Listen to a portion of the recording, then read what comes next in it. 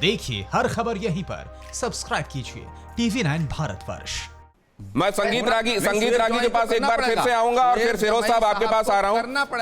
आपका पॉइंट ले लिया सर, आपका पॉइंट ले लिया कि गिरहें खोलनी पड़ेंगी, हर दिल की गिरह खोली जाने की कोशिश होनी चाहिए, लेकिन ये गिरह ऐसी नहीं होनी चाहिए कि वो राष्ट्र विरोध की गिरह बन जाए, क्योंकि राष्ट्र है तो हमारा वजूद है। जी संगीत रागी।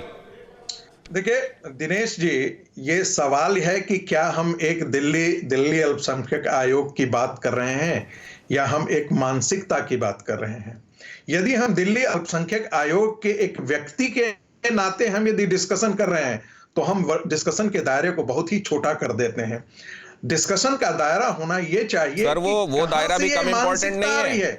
24 घंटे से ज्यादा हो गए हैं वो पद पर बने हुए हैं, वो संवैधानिक पद है, दिल्ली देश की राजधानी है, वो भी कम इंपॉर्टेंट नहीं है सर। हालांकि उस मानसिकता की व्यापकता का जिक्र होना चाहिए।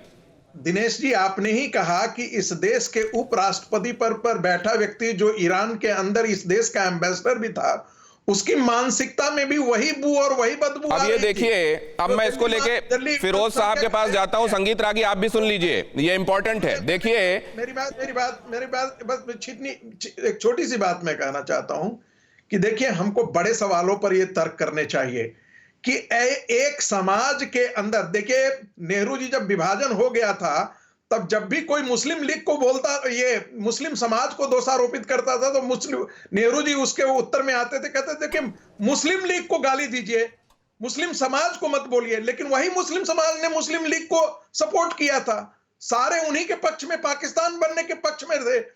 आज के दिन में यदि तबलीगी, संगीत रागी आप क्या कहना चाह रहे हैं? प्रमोद कृष्णन से एक सवाल पूछना चाहता हूं। नहीं, आपके हिसाब से सॉल्यूशन क्या है? संगीत रागी आप जो बता रहे हैं, जो समस्या आप जिस तरीके से बता रहे हैं, उसमें सॉल्यूशन क्या है?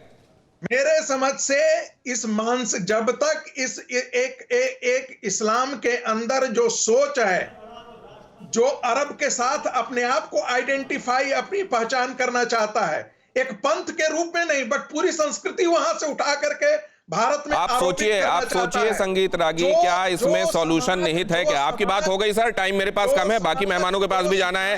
फिरोज अहमद साहब के पास मैं ये जानने के लिए जा रहा हूं कि उन्होंने बोला कि वो कई सालों से मिल्ली गजट पढ़ते रहे हैं। मिल्ली गजट में लिखा हुआ है नीड ऑफ द आवर, उसमें एक पॉइंट है, लिखा हुआ है to highlight the achievement of the Indian Muslim community including Indian Muslims in the diaspora which are blacked out by the so-called national media, blacked out by the so-called national media. अगला point कहता है to expose national and world lies and misinformation about Muslims and Islams as well as against other minorities and weaker sections of the society. ये बातें प्रचारित की जा रही हैं मिल्ली के जरिए। फिरोज साहब, मैं बता रहा हूं, ये बिल्कुल गलत बात जो है प्रताड़ित की जा रही है। इंडिया का पैराडाइम जो है उसको गलत बताया जा रहा है और इसका खमियाजा हम जैसे आम मुसलमानों को भुगतना पड़ता है। सुनिए, मैं बहुत अहम बात कहने जा रहा हूं।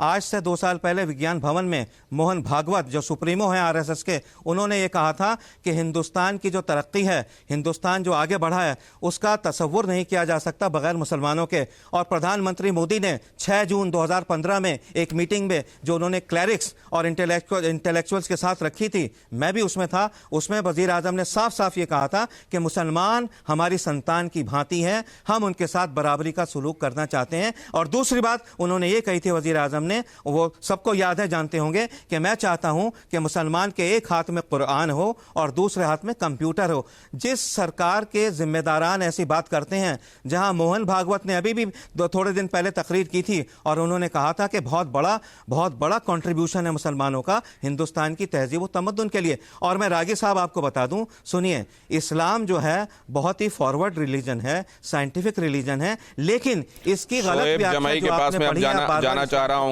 शोएब जमाई, वो रमजान चल रहा है, शायद रोजे भी रख रहे होंगे।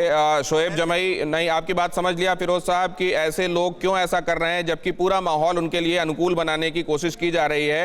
न्यूज़ टॉप 9 रोज सुबह 7 बजे और शाम 7 बजे सिर्फ TV9 भारतवर्ष पर।